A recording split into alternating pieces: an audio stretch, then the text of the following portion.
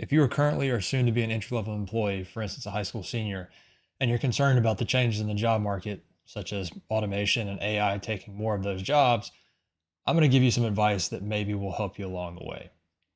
My name is Brooks Brown. I'm the Senior Vice President of an education company called the Little Network, and we provide services all over Alabama and North Florida to students and those seeking employment on how to become better employees, be more effective, get the jobs they want, and retain those jobs. So, as I mentioned, the work world is changing. I think we're all aware of this. As AI and automation become more prevalent, a lot of jobs are being taken by those systems for people, particularly in lower level jobs that are more easily automated. So first I want to go through what are those jobs that are more likely to be automated. As I mentioned, entry level is particularly at risk because they are not necessarily high skill jobs. So let's see the things that are at the highest risk of automation right now. So high risk jobs, this is anywhere from 50 to 100% automatable tasks. Cashiers, food service workers, warehouse workers, retail salesperson, truck and delivery drivers. So right here at the top, cashiers and food service, these are going to be some of the top jobs that high school graduates are going to take. It's places that they can get in pretty easily, make decent money, learn some work skills. And those companies tend to hire people with just not even a high school necessarily diploma, kids that are still in high school or recently out of. Now, we see here 65 to 85% of cashiers could be automated. You can think of any restaurant or store that you've gone to. You go to Walmart, something like that. There's a self-checkout. Now at McDonald's, a lot of them have a kiosk where you just go in, place your order, pay, and then you're just picking your food up from the counter once it's done. As I mentioned here, food service workers. Even a lot of the food preparation now, this is being piloted in different places, but a lot of that can be automated as well. Warehouse workers, obviously a lot of industrial machinery is taking over the place of warehouse workers. I do workplace tours with people. I go in these facilities. I've seen robots in lots of facilities where you wouldn't even necessarily expect them, things like packing pallets or pulling inventory. So these things are becoming more automated and it's happening pretty quickly. We can scroll down a little bit to see where we get a little less risk. Moderate risk jobs, administrative assistant, customer service representative. So this one's interesting. And this is one I kind of want to highlight because I'm going to come to my point of how you can kind of prevent yourself from being replaced. But customer service representatives, only about 25 to 45% of that job can be done by a robot, by automation. We're all familiar with calling in and trying to get help on the phone. You end up with a robot that's incredibly frustrating with all automated responses. And then we have our low risk jobs, healthcare, childcare providers, skilled trade. So these two here at the top, healthcare aides, childcare providers, these are people who are going to work directly with individuals providing some sort of care. There's something interesting there as well that I'm going to expand on.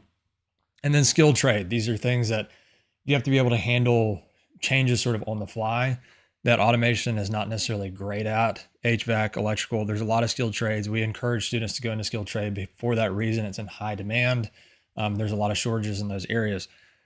So what is it do I think that you can do to help keep you from being automated out of a job? If you were looking at something like becoming a cashier or food service worker, you are going to be dealing with customers. So let's look down here. How important is customer service to the average customer? So what we have is what is the industry and the percent of the impact on customer experience. That's what CX means right here. So customer experience, how largely impacted a customer comes into a store, wants to buy a product, wants to buy food, whatever. If we're going over their entire experience with that company, what percent of that experience really relies on their interaction they have with an employee? For retail, 65 to 75%. So you go in a store, you have an interaction with someone you're looking for, I don't know, a pair of shoes. You ask somebody for help. Are they helpful? Are they knowledgeable about the business? Do they know what their inventory is? Do they know where the product you're looking for? Do they know where it is? Are they friendly when they're talking to you? If there's a problem, you can't find something. Are they helpful? Are they trying to help you through the experience? Are they solutions oriented? Food service, same way, 60 to 80%.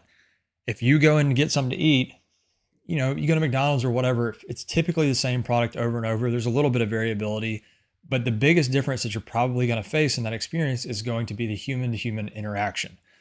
So 60 to 80% of that interaction is going to be based on the experience you have with the cashier, the person in the drive-through, whatever it is. Hospitality and hotel, customer support. Like we said, these are the jobs that are not as easily automated. So that's why we see a higher reliance on customer service. It's an interesting thing there. These jobs are a little bit protected from that customer service experience. Now, if we go down a little bit further, 73% of customers say a good experience is key to brand loyalty, and 1 in 3 will leave a brand they love after one bad experience. So, a brand that they are loyal to, that they've used a lot, it only takes one bad experience for 30% of the population to say, I'm done with them. That means that one person, one customer service representative, one employee can make a big difference for that business. If that's a customer that has spent a lot of money with a business over time, they have one bad experience and walk away, that's a lot of revenue for that company that, boom, vanishes because of one bad experience. So if we take all this into account, the point I'm getting at here, the one thing that automation and AI does not do well, obviously, is human-to-human interaction. They can't provide the same customer experience. Now, what they can do, and I warn students of this, we teach a customer service class, we teach a how to be an excellent employee class, we teach communication classes. And the things that I'm warning students of is you are never going to beat a robot on accuracy or efficiency. You just won't do it. If you go into McDonald's and you place an order on the kiosk will never get it wrong because all it's doing is taking your input and relaying it straight to the kitchen. It's never going to mishear you. It's never going to calculate the order incorrectly. If you click no pickles on your double quarter pounder at McDonald's on the little kiosk, it's going to put the order through as no pickles. It's not going to forget. It's not going to give you a Coke instead of a Dr. Pepper. It's always going to be right. So you are not going to beat the machines on efficiency and accuracy, but what you can do is provide an excellent customer experience. You can see when somebody comes in and they seem like they're having a rough day, you can kind of brighten their spirits a little bit. Hey, we're glad to have you here. Glad that you're at our business. How can I help you? What can I do for you today? You can even have an interaction. It may not happen quickly at something like a, fast food restaurant, but in the retail industry, you might be spending a little time with somebody. They're going to try on a few things. They need your help finding some stuff. You might have some time to be with a customer where you talk a little bit, you make a connection with them. Or they can ask you questions, you can give them one-word answers. They're essentially talking to a robot at that point. So here's the thing. If a customer feels like they're having a robotic experience or a negative customer experience, they're much more likely to say, well, forget it. I'd just rather use a kiosk anyway.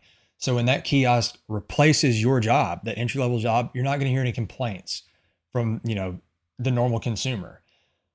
Nobody goes back to a business because they had a good interaction with a kiosk. Doesn't happen. But I know other people do this as well, will choose to go to certain businesses because there's somebody there or there is a general feeling of good customer service. You can tell those employees have been trained well, they're friendly, they're going to get your order right. And even if they get it wrong, they're going to do everything in their power to correct it. And there's not going to be a big argument about it. They just want to be helpful. They're solutions oriented. So that will draw business to a place of business just because there's some sort of human interaction there. I have a couple of businesses. I'm on the road a ton. I travel a lot, speaking in different schools, and there are certain businesses in different towns that I will wait until I get to that town to get my coffee or whatever, because I know at that store that I go into, I'm going to have a good experience. It's not that they have the best coffee on the planet. It's that I know the people are friendly and we all like to be around friendly people. We all want to have a good experience. And so businesses realize this too. If you are the type of person that can go into a business and connect with customers, you can be friendly, you can be solutions oriented, they're going to want to keep you around. Not only are they going to want to keep you around, they're probably going to want to elevate you in their company because they're hoping that maybe you can train the people under you to be the same way.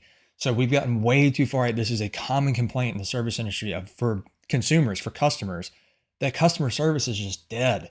Anywhere you go, people are not friendly. The half of them are looking down at their phone. They won't make eye contact with you. If you walk up, they don't say hello. They don't even ask you what you like to order. They're just sitting there staring at you, waiting for you to say something. If you walk through a retail business and you need help, it's much more likely that you walk past an employee of a company and they look the other way because they don't want to have to interact with you.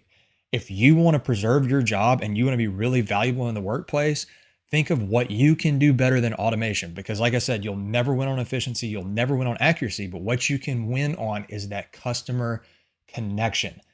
There's companies that recognize employees for having something like a Yelp review come in, a review for their company that expressly says that they had an interaction with a specific customer service agent or a specific employee. That goes a really long way. And that makes you look really good if you can be that person. And honestly, it's not that hard to be exceptional anymore because so much of the customer service industry is really, really struggling. So people are fine now. For the longest time, people didn't want to talk to a robot. They didn't want to deal with a kiosk. But at this point, people are kind of okay with it because they'd rather deal with that than somebody being rude. So what I would encourage you to do, work on your communication skills, work on those people connection skills, anything that you can do. And if you are someone that needs help, reach out to us. If you are an educator, if you're a company that's looking to train your staff because you know your staff is struggling with customer service, reach out to us at the Little Network. We'd be happy to help you. We all want to live in a world where people are more friendly too. So anything that we can do to help businesses get to that place and then help you entry-level employees retain that work where you're not getting laid off for a robot. If a tech industry comes into a business and says, hey, we have this automation system, an employer or a business owner is going to be much less likely to engage with that if they're having business returning because of the customer service experience. So you can probably think of companies that do this. Chick-fil-A is a great example. People like to go to Chick-fil-A, not just because they like chicken sandwiches, everybody does, but because they can expect a good customer service experience. They expect friendly people. They expect that they get the order right. Their training is good.